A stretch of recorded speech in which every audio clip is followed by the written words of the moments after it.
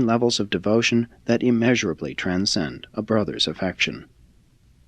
The faith and the love of these Beatitudes strengthen moral character and create happiness. Fear and anger weaken character and destroy happiness. This momentous sermon started out upon the note of happiness. 1. Happy are the poor in spirit, the humble. To a child, happiness is the satisfaction of immediate pleasure craving. The adult is willing to sow seeds of self-denial in order to reap subsequent harvests of augmented happiness. In Jesus' times and since, happiness has all too often been associated with the idea of the possession of wealth.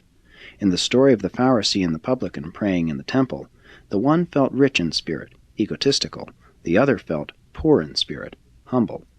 One was self-sufficient, the other was teachable and truth-seeking. The poor in spirit seek for goals of spiritual wealth, for God, and such seekers after truth do not have to wait for rewards in a distant future. They are rewarded now. They find the kingdom of heaven within their own hearts, and they experience such happiness now. 2. Happy are they who hunger and thirst for righteousness, for they shall be filled. Only those who feel poor in spirit will ever hunger for righteousness. Only the humble seek for divine strength and crave spiritual power. But it is most dangerous to knowingly engage in spiritual fasting in order to improve one's appetite for spiritual endowments. Physical fasting becomes dangerous after 4 or 5 days. One is apt to lose all desire for food. Prolonged fasting, either physical or spiritual, tends to destroy hunger. Experiential righteousness is a pleasure, not a duty. Jesus' righteousness is a dynamic love, fatherly brotherly affection. It is not the negative or thou shalt not type of righteousness. How could one ever hunger for something negative, something not to do? It is not so easy to teach a child mind these first 2 of the Beatitudes, but the mature mind should grasp their significance. 3. Happy are the meek, for they shall inherit the earth. Genuine meekness has no relation to fear. It is rather an attitude of man cooperating with God. Your will be done. It embraces patience and forbearance, and is motivated by an unshakable faith in a lawful and friendly universe. It masters all temptations to rebel against the divine leading. Jesus was the ideal meek man of Urantia, and he inherited a vast universe. 4. Happy are the pure in heart, for they shall see God. Spiritual purity is not a negative quality, except that it does lack suspicion and revenge. In discussing purity, Jesus did not intend to deal exclusively with human sex attitudes. He referred more to that faith which man should have in his fellow man, that faith which a parent has in his child, and which enables him to love his fellows even as a father would love them. A father's love need not pamper, and it does not condone evil, but it is always anti-cynical. Fatherly love has a singleness of purpose, and it always looks for the best in man. That is the attitude of a true parent. To see God, by faith, means to acquire true spiritual insight, and spiritual insight enhances a juster guidance, and these in the end augment God consciousness.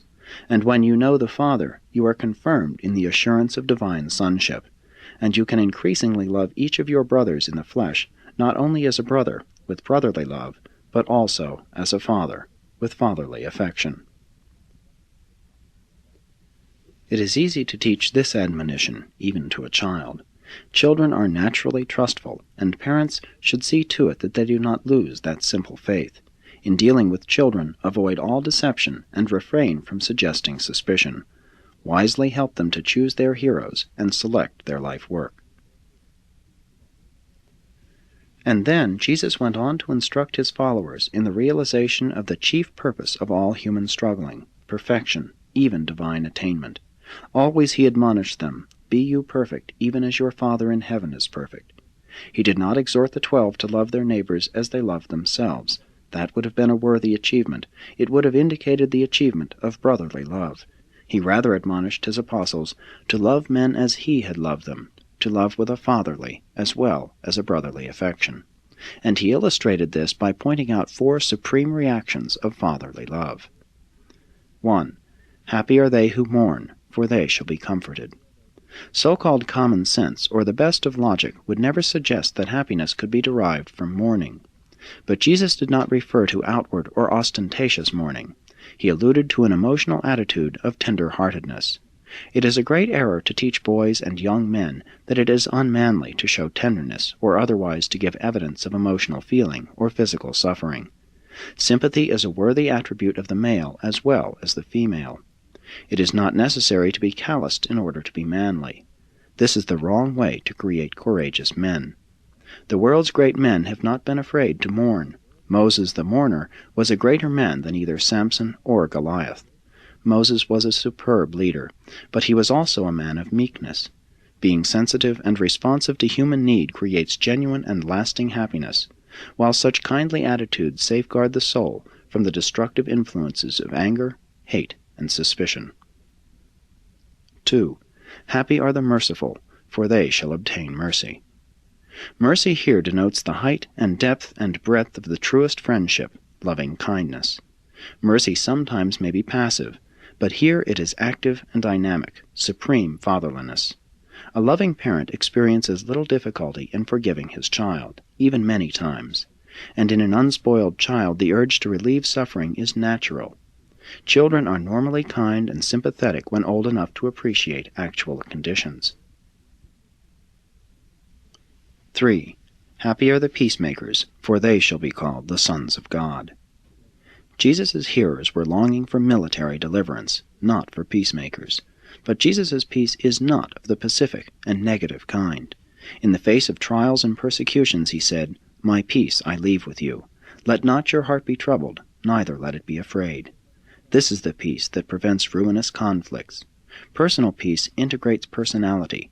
Social peace prevents fear, greed, and anger. Political peace prevents race antagonisms, national suspicions, and war. Peacemaking is the cure of distrust and suspicion. Children can easily be taught to function as peacemakers. They enjoy team activities. They like to play together. Said the Master at another time, "Whosoever will save his life shall lose it, but whosoever will lose his life shall find it." 4. Happy are they who are persecuted for righteousness' sake, for theirs is the kingdom of heaven. Happy are you when men shall revile you, and persecute you, and say all manner of evil against you falsely. Rejoice, and be exceedingly glad, for great is your reward in heaven. So often persecution does follow peace, but young people and brave adults never shun difficulty or danger. Greater love has no man than to lay down his life for his friends. And a fatherly love can freely do all these things which brotherly love can hardly encompass. And progress has always been the final harvest of persecution. Children always respond to the challenge of courage. Youth is ever willing to take a dare, and every child should early learn to sacrifice. And so it is revealed that the Beatitudes of the Sermon on the Mount are based on faith and love, and not on law, ethics, and duty. Fatherly love delights in returning good for evil, doing good in retaliation for injustice. 6. The evening of the ordination. Sunday evening, on reaching the home of Zebedee from the highlands north of Capernaum, Jesus and the 12 partook of a simple meal. Afterward, while Jesus went for a walk along the beach, the 12 talked among themselves. After a brief conference, while the twins built a small fire to give them warmth and more light, Andrew went out to find Jesus, and when he had overtaken him, he said, "Master, my brethren are unable to comprehend what you have said about the kingdom. We do not feel able to begin this work until you have given us further instruction. I have come to ask you to join us in the garden and help us to understand the meaning of your words."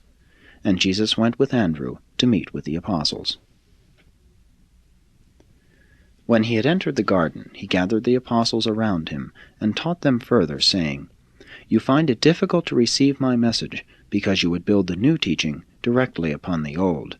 But I declare that you must be reborn. You must start out afresh as little children and be willing to trust my teaching and believe in God. The new gospel of the kingdom cannot be made to conform to that which is. You have wrong ideas of the Son of Man and his mission on earth. But do not make the mistake of thinking that I have come to set aside the law and the prophets. I have not come to destroy, but to fulfill, to enlarge,